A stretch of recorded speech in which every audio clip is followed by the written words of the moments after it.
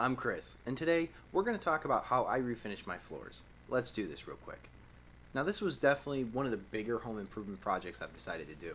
I had to make some decisions here. Was I going to pay somebody to do the floors for me? Was I going to pay somebody to go ahead and put new carpet down? I definitely tried to save this carpet, but I remember when this carpet was put in. I was about 4 or 5. That's over 30 years ago. I can kind of remember what the floor looked like underneath, so I decided to take a gamble. By removing the threshold in the doorway here, I can take a little bit of a peek underneath the carpet and see what I might be up against. I'm definitely going to suggest using some gloves here because everything's going to be tacked down to the tack strip.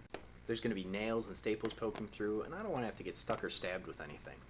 And by removing this little bit, it gives me just a little insight as to what's underneath this carpet. I decided to take it a little bit further. I'm going to remove the door to get a better idea of what's underneath, and it's going to be a little bit easier to pull the carpet up. I'm still trying to be careful here, just in case I have to put the carpet back because the floor is way too damaged underneath. But I decided to go ahead and really dig in and get a good look as to what's underneath. Now, I'm definitely going to suggest if you do something like this and you make the decision to do it, definitely go ahead and remove the round molding, if you have any, that's along your baseboard. This way, you're going to prevent any damage to that round molding. You can keep it and use it later on when you're putting everything back. And for me, it was really easy just to pry up at the nail points and pull this round molding up. And then I would also suggest working in a clockwise pattern around the room and labeling each piece of molding, either dining room, living room, and with numbers, so you know where they all go when you put it back. Now, after you have the carpet removed from the tack strips all along the room, I would suggest cutting the carpet up into some smaller, manageable pieces. I even had to cut this carpet up just a little bit further so that it would fit into my trash can. But it's definitely going to make it a lot easier handling it and removing it from your house. I just threw it out the window in big sheets and then cut it up in my driveway. That was about the easiest way. Now, as I was removing the foam padding from the carpet, I noticed there was sand underneath. Now, I don't know if that was the carpet itself breaking down or if there really was sand under there. Maybe somebody knows here if they used to use sand to fill in the cracks and prevent the floor from squeaking. I'm not too sure. I also noticed a ton of huge nails in the floor, and I can almost bet that those were put in as a quick patch to stop the floor from squeaking. It may not be the right way to do it.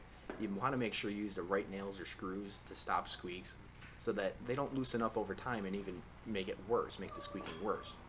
Now, as you can see, I'm a little bit excited. The floor doesn't look too bad. It's not all glued down. There's only a couple spots that I can see so far where there's glue that I'm going to have to take care of and remove.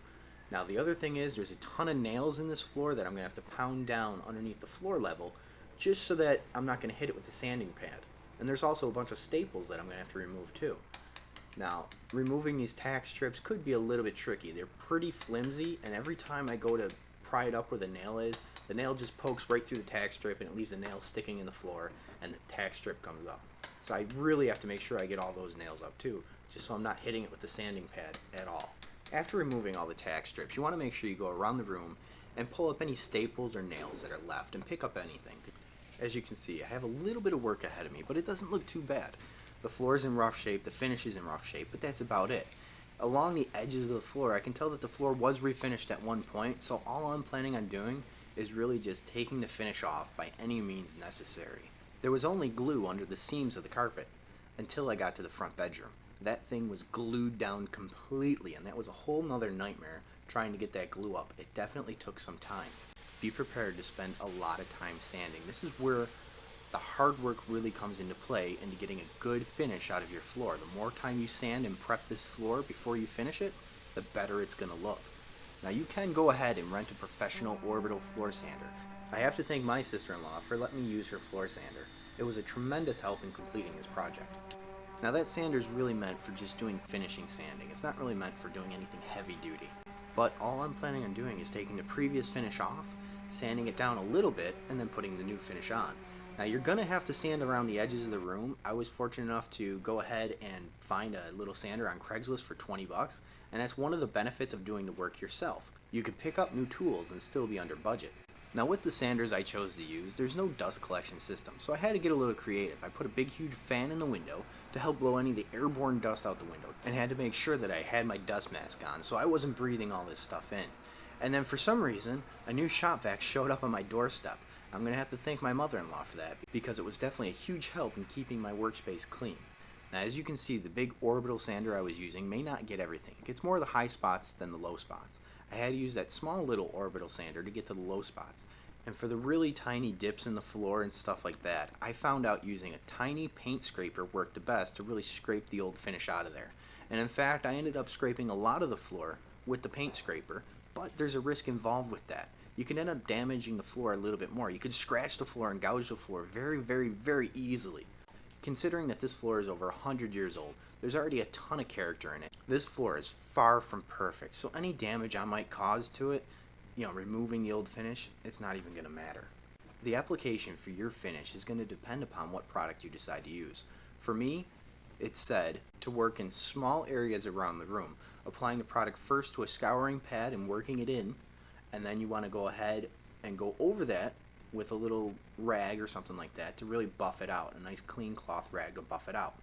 And then when you do the main part of the room, you're going to apply this product, you're going to squirt it down with the bottle they provided, and it's an A and B mix, so after you've mixed the two together, you only have a limited time to work with this product.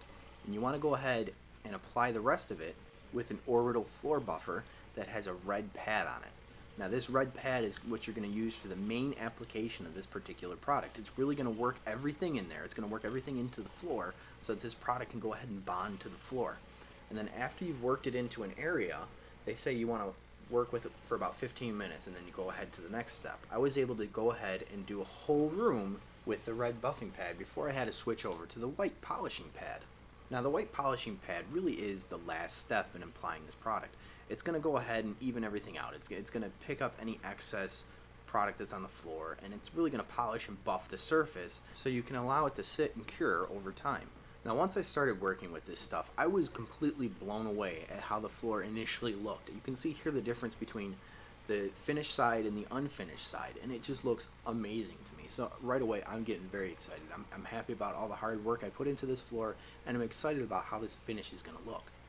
And what they recommend is after you apply all this finish to the floor, you let it sit for about 2 weeks before you move anything on it or you put anything down on it. And if you really want to, they say allow 4 weeks for this floor to cure and harden up and become waterproof. Now I have to thank my other sister-in-law for turning me on to this product.